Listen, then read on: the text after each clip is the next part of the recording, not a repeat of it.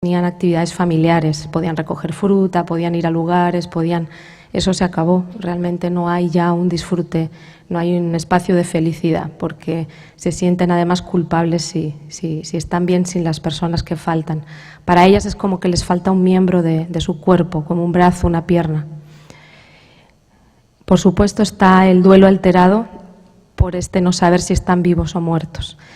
A veces piensan que si están muertos quisieran enterrarlos cristianamente con dignidad.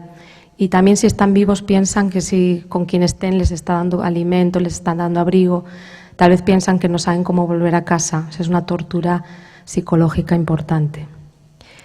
Y quisiera decir que estos síntomas siguen a día de hoy, porque el hecho sigue vigente a día de hoy. Los niños no han aparecido, están desaparecidos y entonces es como si ayer se los hubieran llevado, después de 25 años.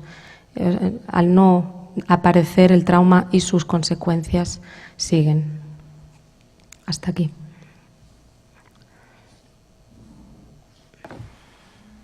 Muchísimas gracias, señora Perito, por esta introducción tan ilustrativa que nos da elementos importantes para las decisiones que la Corte tiene que adoptar, también tocando este aspecto sobre el cual la Corte, como es natural, no tiene experticia. Le agradecemos mucho su declaración y de antemano las respuestas que pueda dar a las preguntas que se le formulen, y le doy la palabra en primer lugar a la representación, a la delegación de los representantes de las presuntas víctimas.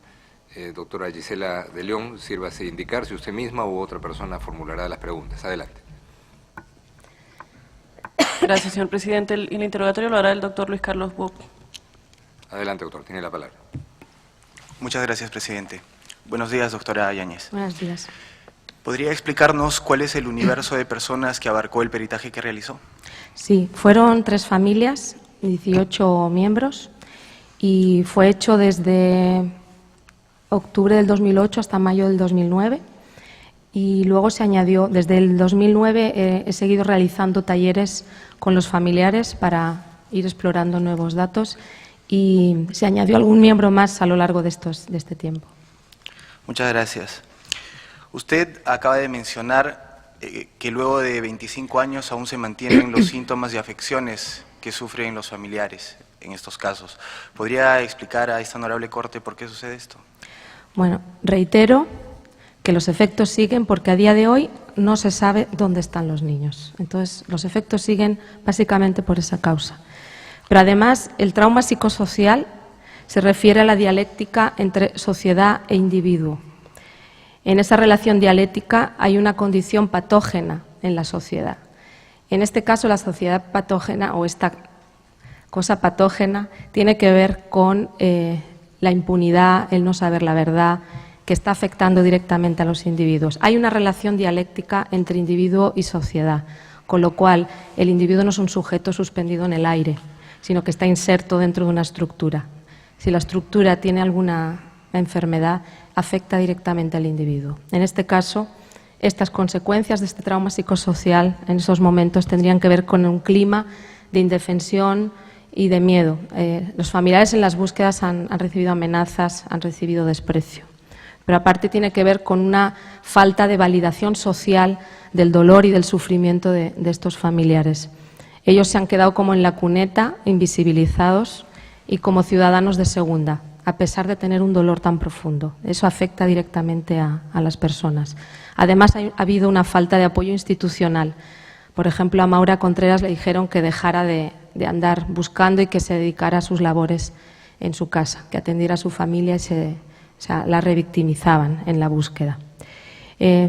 También hay una falta de información de los hechos que han tenido todas las puertas cerradas. Nadie ha dado ningún dato.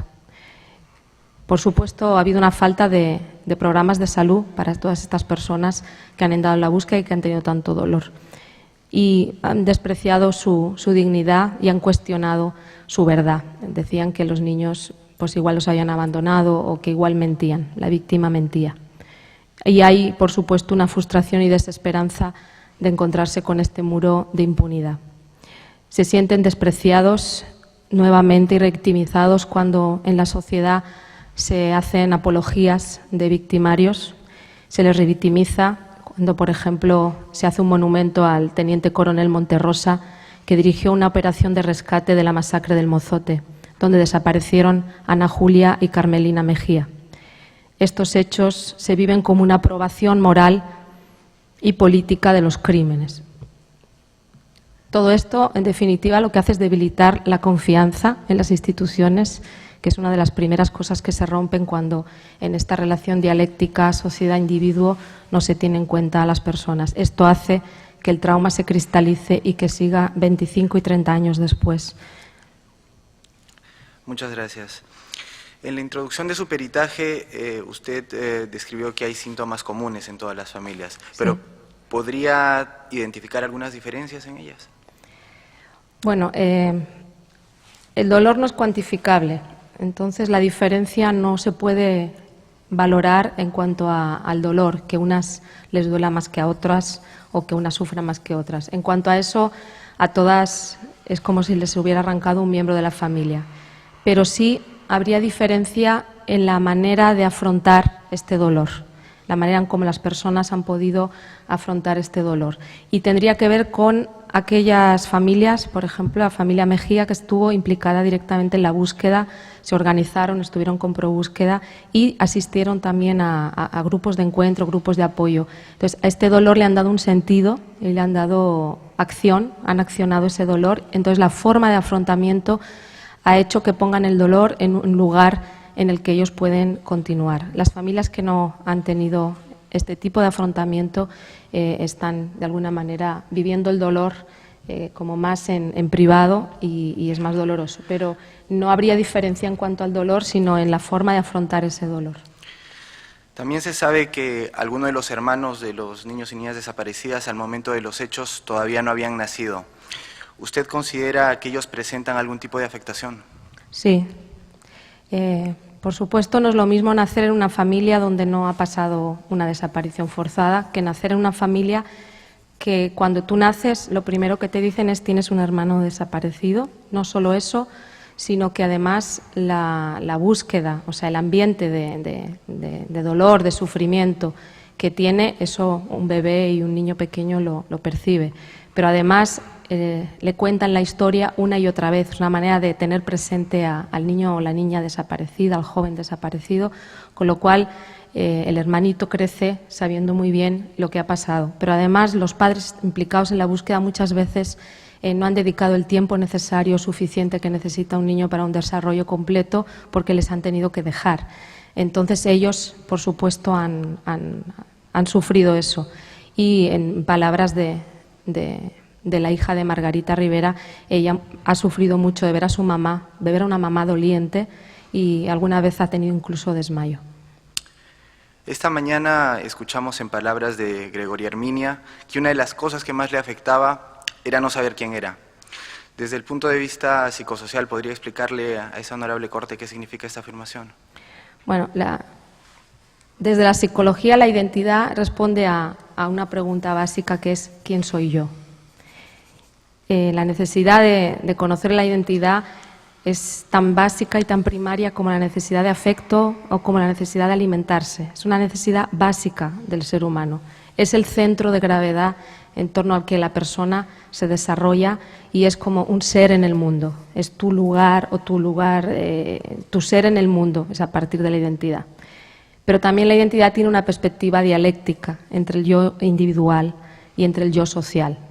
El ser humano se desarrolla en la sociedad. Uno cobra su identidad primero en el marco de referencia primaria, que es la familia, la mamá, el papá, pero se desarrolla en los marcos sociales en los que se inserta. Esto es comunidad, esto es lugar, esto es otras familias. No hay un yo, por tanto, que no sea un yo social, no está separado. Somos seres sociales. Por supuesto, esta identidad depende del vínculo que tienes con tu madre, que es la figura de apego, y con la familia. Se daña el centro mismo de la identidad de Gregoria porque se le roba el nombre, pero también se le roba su familia, también se le roba su lugar, su comunidad, su pueblo. Ella desconoce sus propias raíces y eso le da como un vacío, no saber quién es, pero también le impide tener un proyecto de vida en el cual ella colocarse. Ella se ha pasado la vida diciendo, ¿quién soy? ¿Qué edad tengo? Ella dice que a veces, como le hacían hacer trabajos de adulto, ella decía, a lo mejor soy más vieja de lo que soy. O sea, ella no se ubicaba en qué edad tenía y tampoco a quién se parecía, a quién me parezco, quién soy, cómo es mi apellido, cómo es mi nombre, en definitiva, quién soy yo.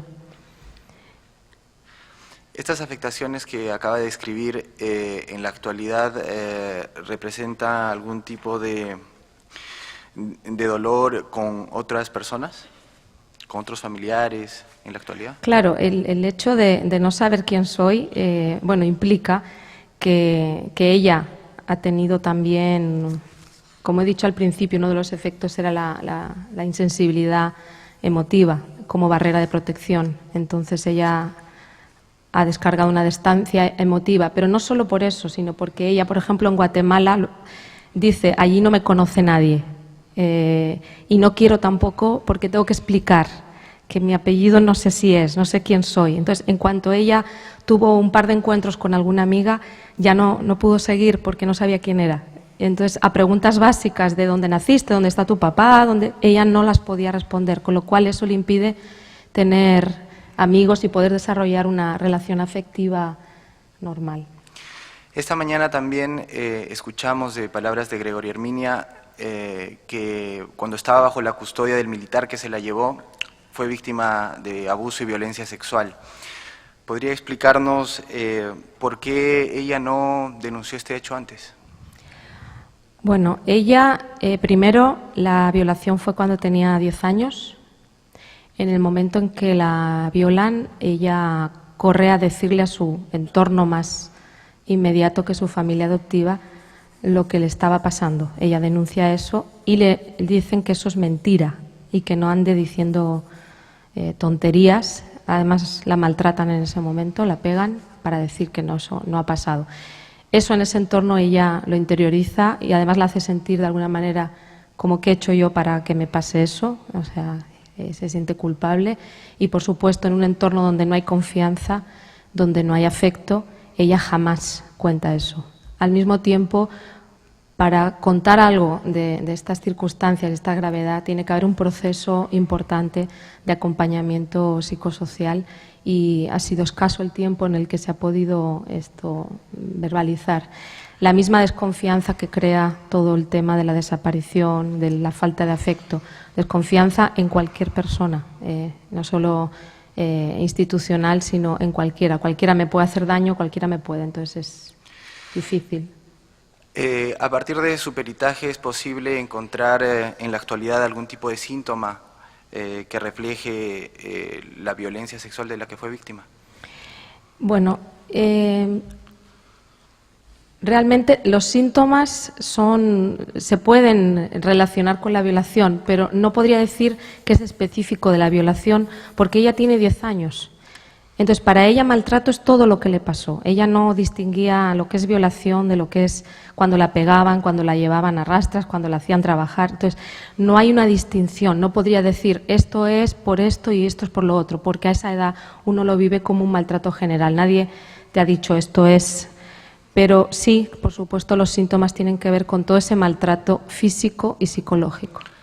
Muchas gracias. Finalmente, ¿qué medidas considera usted que el Estado debería realizar e implementar para reparar a las víctimas de estos casos y a sus familiares? Sí, bueno, me permitiría reflexionar un poquito sobre lo que es reparación antes de empezar a decir qué es lo que me parece, porque creo que la reparación va más allá de un ámbito psicológico individual. La reparación también es una terapia social y abarca todos los planos, legal, político, psicológico. Y se trata de despertar de alguna manera la memoria social en esa relación dialéctica que hablaba yo al principio de individuo-sociedad. Si solo reparamos individualmente algún aspecto, pero en lo social, donde está inserto el individuo, no se toman medidas, no hay esa relación dialéctica. También decir que nada puede devolver la infancia de Gregoria y nada puede devolver el sufrimiento y el dolor de todos estos años. Nada, ningún tipo de reparación. Pero es verdad que la reparación tiene un efecto paliativo. Pero para que tenga este efecto paliativo, la reparación tiene que tener condiciones. Estas condiciones tienen que ver con el objeto que repara en sí mismo, no es reparador, sino si hay un proceso alrededor de este objeto. Por ejemplo, en la sentencia Serrano Cruz se puso un Día Nacional de la Niñez Desaparecida. Eso fue 2005, 2004-2005. Hasta este año no se ha hecho un Día de la Niñez institucionalmente. Hasta este año no ha sido reparador, porque antes no era algo oficial, se juntaba la asociación con 4 familiares, eso no era reparador. También, por ejemplo, el perdón que se dio a la familia Serrano Cruz, la familia no lo vivió como algo reparador, sino como algo revictimizante, por el modo en que se pidió el perdón. Por tanto, no es el objeto de reparación el que repara, sino cómo y las condiciones que tiene esa reparación. Desde esta perspectiva, en los 2 niveles, mi recomendación sería un programa integral de apoyo psicosocial y para las familias que no han encontrado a sus hijos, no solo para las 3 familias, sino también para las demás, porque si no también es como un estigma, a unas sí y a otras no, y seguimos con una sociedad enferma porque muchos de sus miembros siguen en unas condiciones que no son. Y también para los jóvenes reencontrados, no es solo Gregoria, sino hay muchos que como ella han sufrido lo mismo. Por lo tanto, en esta propuesta psicosocial integral, una de las cosas que revictimizan, la propuesta sería desmantelar cualquier monumento o apología de los victimarios que causan revictimización. Por ejemplo, hay un nombre, la 3ª Brigada de Infantería Domingo Monterrosa en San Miguel, que las víctimas cada vez que pasan por ahí se sienten fatal. También, por supuesto, conocer la verdad a través de abrir archivos, pero también a través de centros de memoria. Esta atención psicosocial a las víctimas o este programa de reparación tendría que tener algunas condiciones. Que sea consensuado por las víctimas, que ellas se sientan parte del proceso y se lo apropien. Que tenga un entorno psicosocial seguro con los medios para que faciliten las relaciones de confianza. Que tengan enfoques profesionales que sean sensibles con el tipo de violación de derechos humanos. O sea, todas las personas que puedan trabajar con ellos y que tengan sensibilidad en eso. Que se inserte también en un trabajo coordinado con otras fuentes de salud física.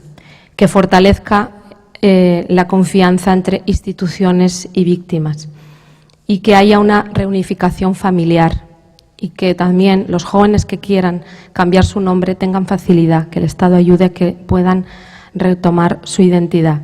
Que haya una página web donde los jóvenes puedan encontrarse, puedan compartir y al mismo tiempo también que haya encuentros internacionales donde los jóvenes puedan verse, puedan abrazarse, puedan compartir sus vivencias y sus maneras de estar. Finalmente, recordar que todas estas recomendaciones para las familias tiene que ser un proceso significativo para ellas. Tiene que estar inserto dentro de un proceso donde la sociedad pueda validarlos, pueda visibilizarlos y pueda darles el lugar que merecen.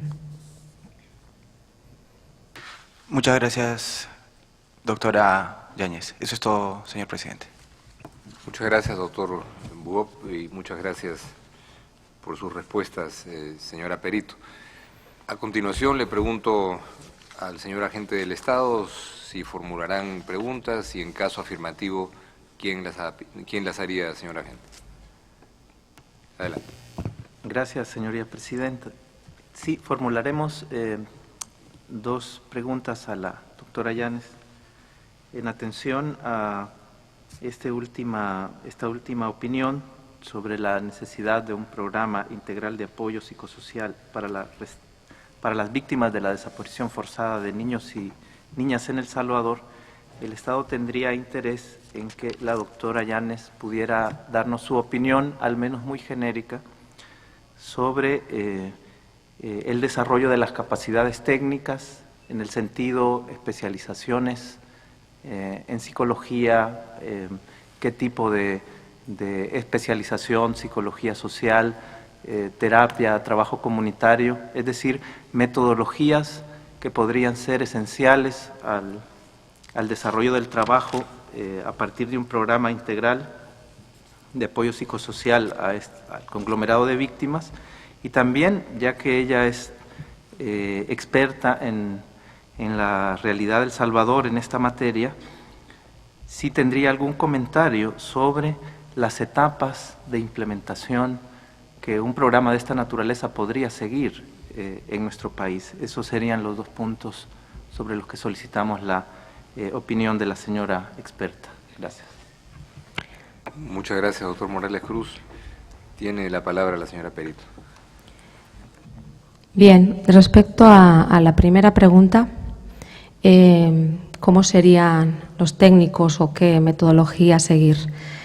En primer lugar, como he dicho, tiene que ser desde un enfoque psicosocial. Eso significa que no podemos tratar al individuo como si tuviera una patología individual, aunque la tenga, ¿verdad? Sino que el individuo tiene esa patología o ese dolor por lo que le ha pasado. Por lo tanto, tendría que ser personas que tuvieran conocimientos de derechos humanos, psicólogos, pero también podrían ser promotores comunitarios, también podría ser agentes de salud que se les pudiera formar, porque ese sería a varios niveles que contestaría la siguiente, pero básicamente psicólogos o profesionales de la salud con sensibilidad, con conocimiento de lo que es la violación de derechos humanos y de los efectos que tiene.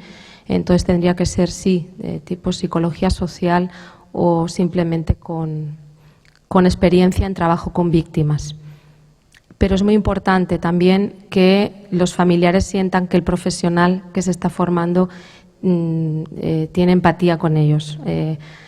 Hay muchos autores que dicen no se puede hablar de democracia con autoritarismo, ¿verdad? Sería algo dicotómico. Entonces, alguien que dice tener sensibilidad tiene que tenerla y de alguna manera las víctimas tendrían que valorar si se sienten bien o no con esa persona. Eso sería técnicamente el profesional. En El Salvador, si no lo hubiera, habría que capacitarlo, ¿verdad? Habría que ver cuánto personal hay o quién está ya trabajando con víctimas. Respecto a las etapas de implementación, en las recomendaciones de reparación decía que no solo eran las 3 familias o no solo era Gregoria, sino que era más gente, con lo cual habría que tener de alguna manera cuidado en diferenciar el tipo de violación, o sea, que no sea lo mismo para todos, sino ver cuáles son los grupos a tratar. Primero habría que hacer un listado de víctimas y ver qué afectaciones tienen. También por zonas del país, donde está la mayoría de víctimas. No sería bueno que alguien que vive en Chalatenango o Morazán tuviera que bajar para 1 hora hasta la ciudad, sino que se pudiera hacer en su lugar. Y también los niveles sería individual, grupal y comunitario. Es reparador desde lo psicosocial que en las comunidades haya museos de memoria, calles, monumentos, pero que sean específicos para ese lugar y con los nombres de ese lugar, porque eso les ayudaría psicosocialmente. Y también la terapia sería en principio grupal, porque como he dicho no es una afectación individual sino social, y aquellas personas que individualmente lo necesitaran podrían tener una derivación hacia una atención más personalizada. Pero también es la comunidad la que está impactada y la que está herida, por lo tanto habría que reconstruir el tejido social comunitario, grupal y donde el individuo se inserta. Y por supuesto a nivel macro, a nivel del país, las víctimas tendrían que sentir que no solo se les está dando una atención de salud, sino una salud psicosocial. O sea, que al mismo tiempo se les está reconociendo mediante, por supuesto, sin apologías de victimarios y con acciones concretas que ellos pudieran sentir que sí son ciudadanos, no ciudadanos de segunda, sino que sí se les tiene en cuenta.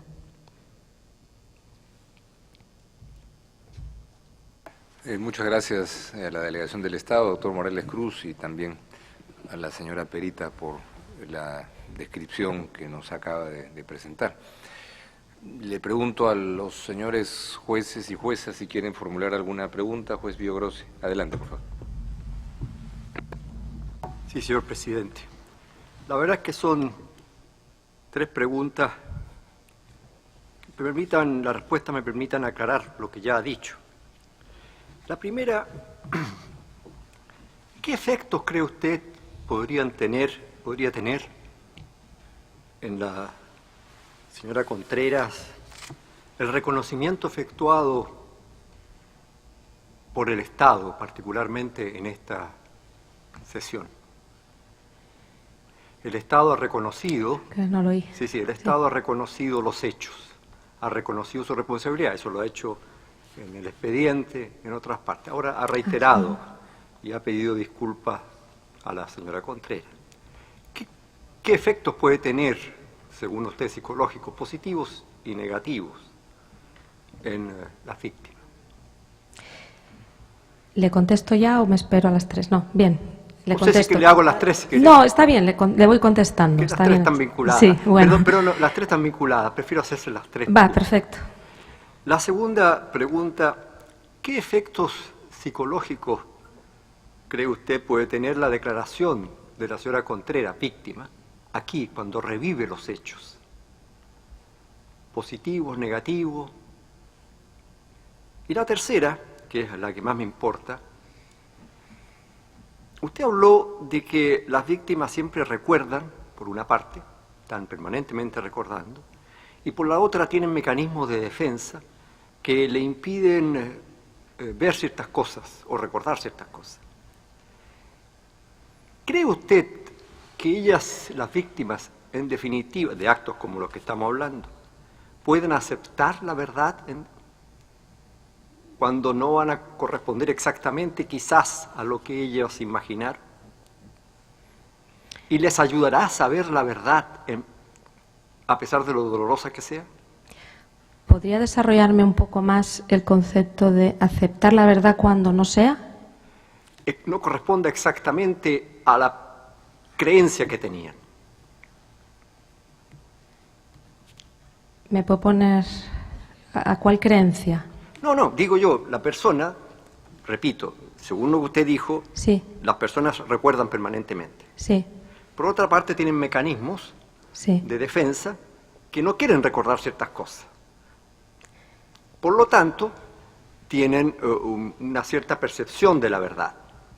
Luego, cuando la verdad se establece, oficialmente, digámoslo de alguna manera, puede que no corresponda a la idea que ellas se habían hecho. ¿Estarán en condiciones de aceptar la verdad tal cual es, tal cual se establezca? Y efectivamente eso les ayudará, porque esa verdad puede ser muy dolorosa, y es dolorosa. Perdone si no ha sido claro. No, usted ha sido claro, pero son conceptos generales que tengo que especificar para poder entender. Gracias. Bueno, los efectos sobre las disculpas del Estado. Por supuesto, el reconocimiento de la verdad es un efecto importante y positivo. Como he expresado para las reparaciones, el objeto reparador no es el objeto, en este caso serían las disculpas, y eso sí, siempre es reparador en sí mismo porque uno se siente validado, pero tiene que ir acompañado de acciones, porque si no se queda como el monumento, ¿verdad? Un monumento que se hace a alguien, pero no hay nada alrededor de ese proceso o ese monumento, al final pues se queda como un símbolo. Como símbolo es muy reparador, pero tiene que haber acciones para que sienta que ese perdón es tenido en cuenta, tiene nombre y apellido. Respecto a la segunda, ¿qué efectos puede tener para la víctima revivir los hechos? Revivir los hechos siempre duele, es volver al lugar. Pero al mismo tiempo, cuando hay personas que te escuchan, porque nunca han sido escuchadas las víctimas. En este caso a Gregoria no la escuchó nadie. Cuando ella decía que pasaban cosas, nadie la validaba. El hecho de que alguien escuche y le diga que sí, que está validando su testimonio, a ella le ayuda muchísimo.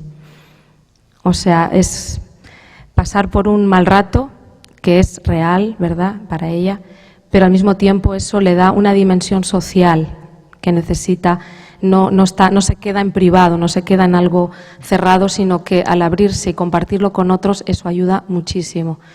Y el hecho de darle sentido, de decir yo quiero también encontrar a mis hermanos, o yo quiero que otros jóvenes como yo, eso la fortalece. Respecto a la tercera, El mecanismo no es que no quieran recordar, porque entonces sería un mecanismo consciente. El mecanismo de no recordar es inconsciente.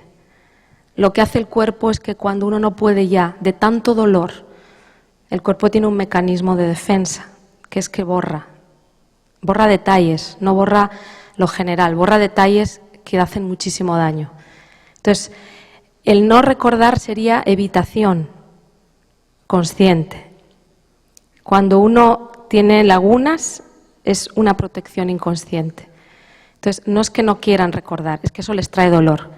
Ellos evitan ir a los lugares. Por ejemplo, los aniversarios le dan mucho dolor. O sea, el día que ellos saben que desapareció es un día que si no lo hacen socialmente, si no se hace una memoria, si no se hace socialmente y se quedan en casa, es muy doloroso, porque están todo el día recordando lo que pasó. Entonces, evitan. Pero es distinto. Son dos cosas. Una cosa es no querer ir al lugar y otra cosa es que hay mecanismos de evitación. Respecto a cuando no corresponde, yo no sé a qué nivel, yo lo voy a explicar al nivel que ha pasado durante los 25 y 30 años. Las víctimas tienen una verdad, es su verdad, y es la que no se explicita.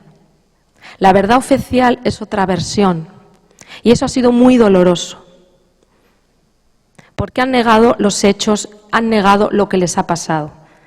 Entonces, sí que han sufrido, pero porque nadie reconocía su verdad. La verdad oficial ha sido otra.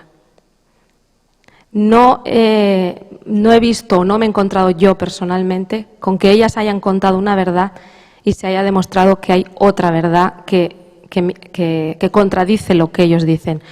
Las contradicciones pueden ser de versiones porque la memoria cambia con el tiempo, ¿verdad? Y además se suma a otras versiones, etcétera. Eso sí, pero la verdad del sufrimiento y del dolor, eso jamás es mentira, eso siempre es verdad. Pero ellos han vivido con otra verdad que es la oficial. Entonces, como han sufrido estas madres, ustedes tal vez abandonaron a sus hijos, ustedes tal vez los dieron, no están desaparecidos. Nunca se reconoció hasta ahora en el Estado de El Salvador que existía la desaparición de niños. Todos los comentarios era que era un invento, ¿verdad? Padre John Cortina estuvo luchando y luchando por demostrar eso. Había que demostrar, además del dolor de perder a tu hijo, hay que demostrar que es verdad. Entonces es un doble sufrimiento. Entonces las versiones oficiales han hecho mucho daño porque no han reconocido la verdad de las víctimas. No sé si contesto a la pregunta. Sí, en gran parte, pero un pequeño detalle. Sí.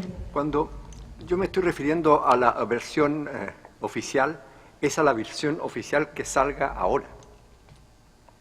Si la versión, supongamos que la Corte, por ejemplo, en la sentencia diera por relatar a los hechos, y esa versión que haga la Corte no correspondiera a la verdad, no correspondiera exactamente a la verdad que las personas, con la que las personas han vivido. Ese era mi pequeño detalle. Todo lo que no corresponda a la verdad del sufrimiento de las víctimas revictimiza. Muchas gracias. Gracias. Gracias, presidente. Muchas gracias, juez Biogrossi. Juez Pérez Pérez. No, señor presidente, ha sido totalmente claro y agradecemos mucho. Muchas gracias, juez Pérez Pérez. Jueza Abreu Blondet. Ha sido muy clara, pero tengo una pregunta. Usted habló de la congelación, del disgusto, de la angustia de las personas que, como la madre de Gregoria, han tenido desaparición de hijos y que esto persistirá hasta que no aparezcan, ¿verdad? Yo pregunto, el Estado habló sobre qué apoyo podría brindársele, qué usted opinaba, cuál sería su propuesta o su opinión. Usted habló en sentido general lo que podría hacerse, pero yo le pregunto, en la actualidad, ¿no existe en El Salvador un tratamiento efectivo para que, aunque no desaparezca esa angustia, por lo menos disminuya, no aparece de manera inmediata? Bueno, en El Salvador no existe. Existe, ¿qué existe? Asociaciones de familiares, que ellos se han unido para llevar el dolor mejor. Eso es en mis palabras. Se han asociado para buscar a sus hijos. Se han asociado para ver cómo buscan a sus hijos. Eso en sí mismo, como he dicho antes, en la diferencia entre unos familiares y otros, para ellos les fortalece. Es una manera de afrontar, porque según ellos están haciendo algo por su hijo. O sea, si mi hijo, Gregoria también lo dice, Maura estuvo buscándome 25 años, eso a ella la reconforta. Estuvo haciendo algo por ella. Entonces, los familiares se asocian, pero no hay una institución que esté ayudando a resolver esto, ¿verdad? En estos momentos. Pero un apoyo psicológico, un apoyo en un centro de salud, no hay, porque eso es lo que creo yo el Estado quiere ofrecer. Y eso es lo que Gregoria pide. Eso es lo que se pide. Ahora no hay, y eso es lo que se pide y se está en proceso. Muchas gracias, jueza Abreu Blondé. Jueza May Macaulay, por favor. Mejor. Yes, but... Like my Spanish. Yeah, yes. Yeah. ¿Me pongo esto?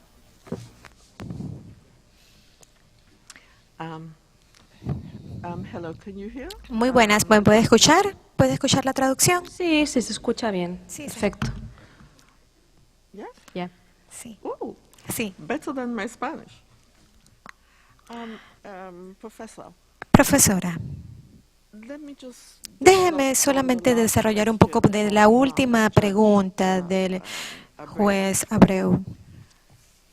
If Sí, Gregoria si Gregoria receives treatment recibe tratamiento in a psychological health center en un centro de salud en materia psicológica from a psychologist por parte de un psicólogo, who is an expert que es in un sexual violence, experto sexual en violence, víctimas de abuso sexual, but who has never treated pero que nunca haya tratado a victim of forced disappearance. una víctima de desaparición forzada.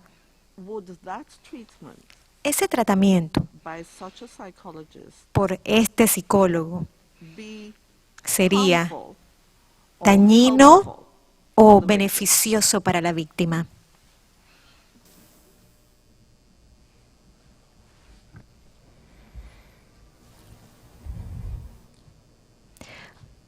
La violación sexual se enmarca dentro de una violación de derechos humanos que es más amplia.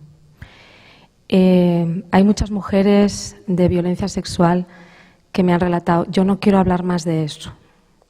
Esto muchas veces se centra en la violencia sexual a la mujer específicamente y como si solo ella fuera eso. La persona es un ser integral, para empezar. Entonces, hay más secuelas que la violencia sexual.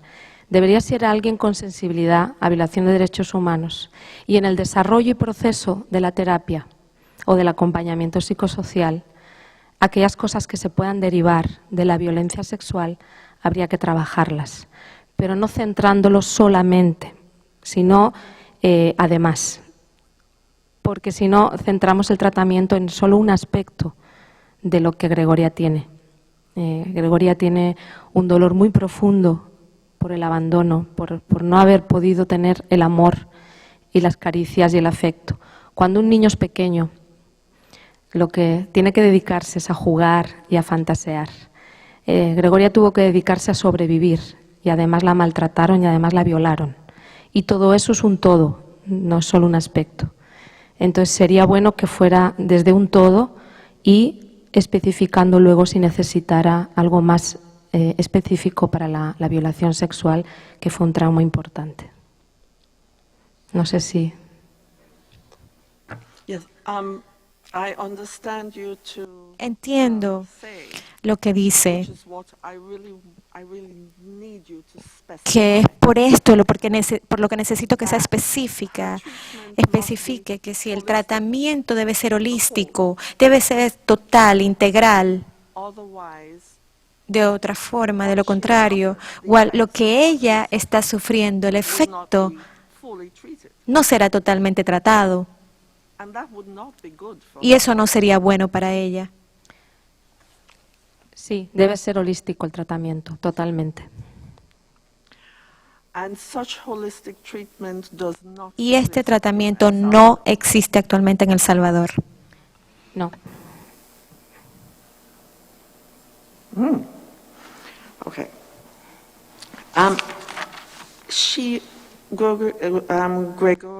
Gregoria dijo que ella no sentía conexión con su madre natural. Esto sería el efecto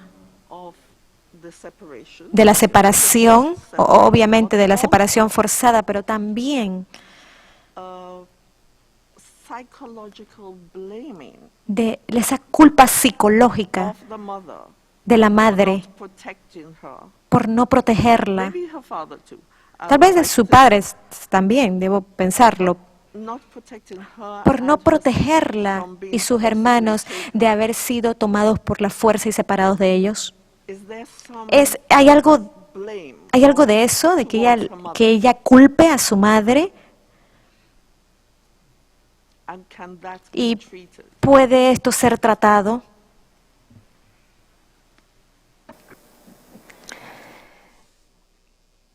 Bueno, las personas y todo el mundo de la persona es muy complicada, ¿verdad? Y son muchos aspectos. En primer lugar, como he dicho, la vida se congela para las madres y para ellas es su bebé. En un reencuentro después de 25 o 30 años, la madre reencuentra a su bebé. La madre no tiene ningún problema. La madre ha vivido con su bebé interiorizado y cuando le encuentra es la alegría, es la vida. Por otro lado está el niño que creció en otro lugar y que no conoció jamás a su mamá biológica. Ha tenido otro referente, ha tenido otra vida. Con lo que se encuentra este joven es con una señora desconocida para ella, distinto de la madre que su hijo, siempre. Entonces, independientemente de los problemas añadidos que esto crea, yo he asistido a encuentros en Francia y muy complicados, donde todos tienen más o menos un patrón de actuación que es esta. Por un lado, la alegría de saber que tienes a una madre, que tienes a un padre, que tienes a unos hermanos, y por otro lado, decir, pudiste haber hecho algo. ¿Por qué? Porque es la perversión de la desaparición. Se culpabiliza en privado a quien no tiene culpa, como una explicación racional a algo que no tiene explicación racional. Es totalmente irracional que alguien robe a un niño o que lo desaparezca. Entonces, la explicación, porque no ha habido una versión oficial, porque no ha habido verdad, es, tal vez si mi madre me hubiera protegido, yo no estaría desaparecida, pero no es así, porque la madre no tuvo nada que ver en esa desaparición. Pero es una explicación lógica. Entonces, se ha robado no solo la infancia, sino que se ha robado el amor diario, el día a día con los niños y las niñas. Y se ha robado ese vínculo afectivo. Entonces, los vínculos afectivos no nacen de un día para otro.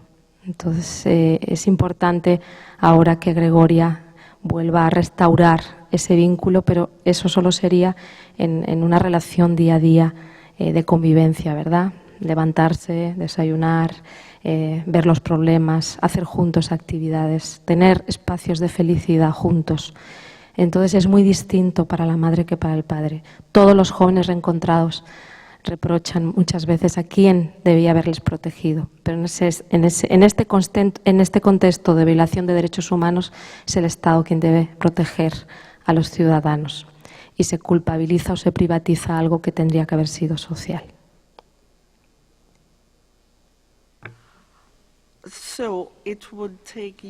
Así que tomaría años de tratamiento, tal vez el resto de su vida, para que ella pueda completarse nuevamente, para que ella pueda encontrarse a sí misma y completarse, estar completa. Bueno, le han quitado años, le han quitado su infancia, eso es irreparable. Le han quitado su infancia y no es tanto años de tratamiento, sino que poner las bases ahora para que ella pueda tener un proyecto de vida. Lo que pasó no lo podemos borrar y eso va a estar ahí. También se le ha robado a las madres el poder disfrutar de sus hijos y el poder tenerlos. Eso tampoco puede volver, el tiempo no vuelve, pero sí podemos desde aquí, de alguna manera, hacer algo para que ese dolor se coloque en un lugar donde se pueda seguir adelante, donde se pueda tener esperanza. Hay una luz de esperanza en esto porque ella creía que no tenía familia y la tiene. Hay una luz de esperanza en esto porque ella puede tener ahora un proyecto de vida, pero sobre todo hay una luz de esperanza porque ella sabe quién es ahora y puede empezar a conocer la verdad y construirse a partir de una verdad y de algo real. Y de ahí puede tener un proyecto. No es tanto años de tratamiento porque no son personas que biológicamente están mal, sino que ha sido algo social que les ha impactado en esta dialéctica yo-sociedad. Entonces, poniendo de alguna manera un camino más bondadoso, tal vez ella pueda encontrarse.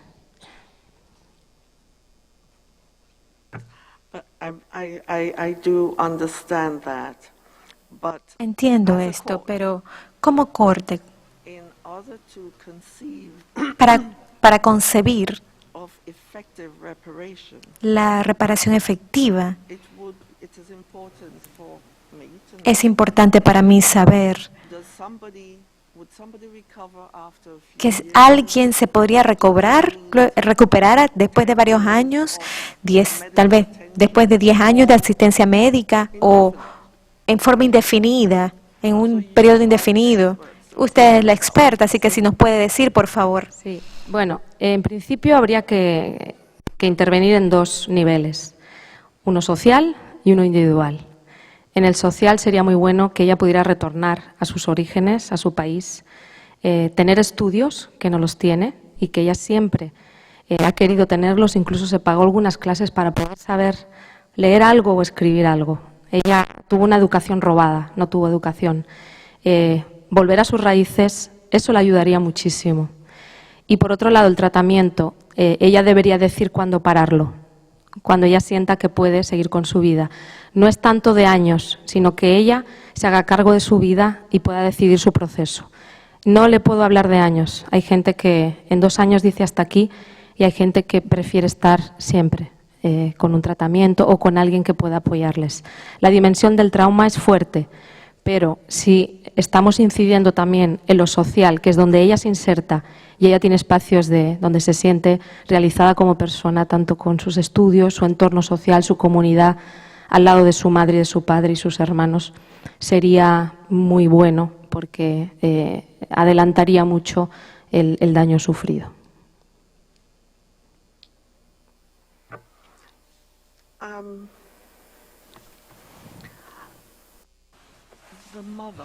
La madre debe también estar sufriendo de sentimientos de rabia, culpa, sentirse sin ayuda, rehabilitación. Ella también necesita ayuda psicológica, tratamiento psicológico. Y para liberarse por medio de estas instituciones. La madre de Gregoria necesita, en primer lugar, encontrar a sus otros 2 hijos. Tiene 2 más que desaparecen con Gregoria. Eso le ayudaría bastante. Por supuesto, todo apoyo que se le pueda dar en ese dolor es bueno y necesita institucionalmente también tener un programa de apoyo psicosocial. Pero básicamente, como he desarrollado en la exposición, estos familiares, la herida que les sangra es no encontrar a sus hijos. sea vivo o muertos, pero encontrarlos, o sea, saber qué pasó, ¿verdad? Para poder, si están vivos, reconstruir un vínculo afectivo o decir, están bien. Muchos de los padres que han encontrado biológicos a sus hijos, ellos viven fuera de El Salvador. Y entonces, el saber que están bien, que están estudiando, que están para ellos está bien, no es necesariamente que el hijo encontrado tenga que volver, sino que algunos tienen una vida estructurada ya porque son adultos, incluso casados con hijos o en otro lugar, pero el saber que están bien, el conocerles, ¿verdad?, el volver a verles, eso es lo primero. Y lo demás es, por supuesto, el apoyo psicosocial desde las instituciones, simplemente pues para validar su dolor y ayudarles y darles herramientas de fortalecimiento para su proyecto de vida.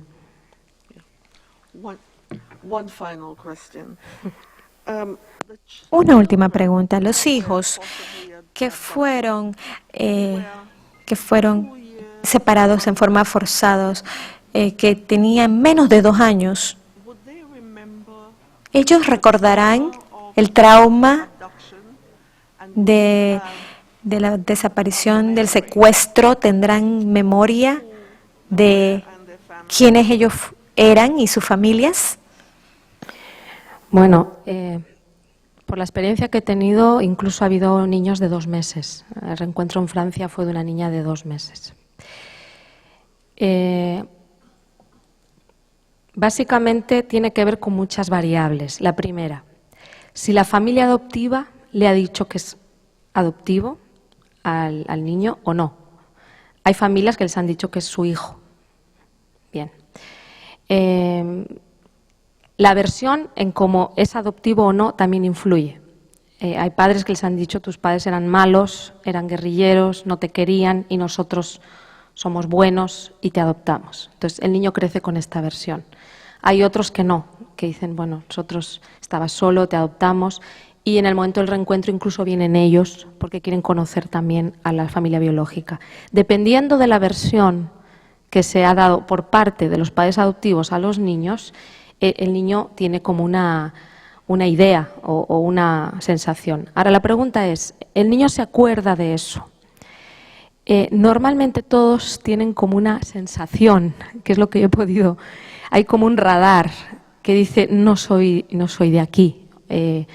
Pero además es que a veces hay signos físicos. En Francia los padres eran de piel muy blanca y ellos eran muy negritos, entonces no coincidía la versión, aunque no les dijeron que no eran de ellos, ¿verdad? Pero ellos decían no correspondemos. Siempre hay esa sensación y esa búsqueda que tiene todo ser humano, ¿verdad? Decir que soy, como soy, pero en ellos se especifica. Hay algo que queda como en la impronta. Hay autores, ¿verdad? Freud dice que en el año ya está todo hecho, hay otros que no. Yo creo que el proceso es siempre, uno siempre está buscándose y haciéndose, pero hay improntas que quedan ya establecidas en los niños, sobre todo 1 año o 2 años. Y eso es algo que marca, eso es algo que se lleva inconscientemente. Thank you very, very much. Muchas gracias. Muchas gracias, jueza Macaulay. Juez Ventura Robles, le pregunto si quiere plantear algún interrogante. Sí, señor presidente. Muchas gracias. Primero que todo, quería agradecerle su magnífico peritazgo.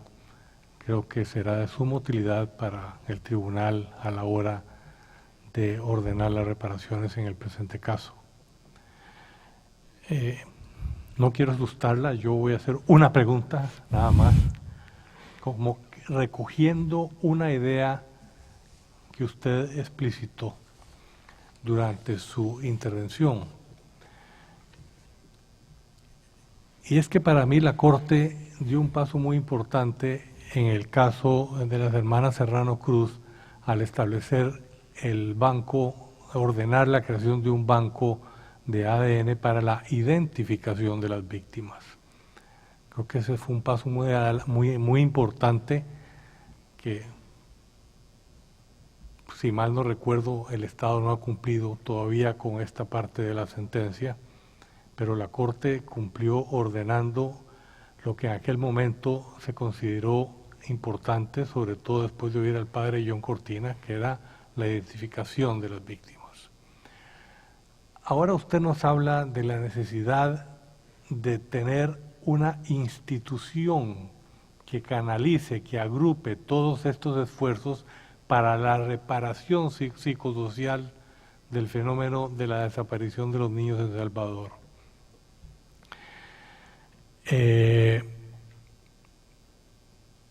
Lo que hay, usted nos dijo, son grupos de familias, grupos de conocidos que se unen para tratar de ayudarse en la búsqueda de esos seres que han desaparecido.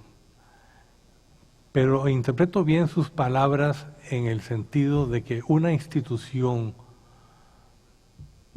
estatal con recursos suficientes destinada a agrupar estos esfuerzos, a canalizar estos esfuerzos en la reparación psicosocial sería importante.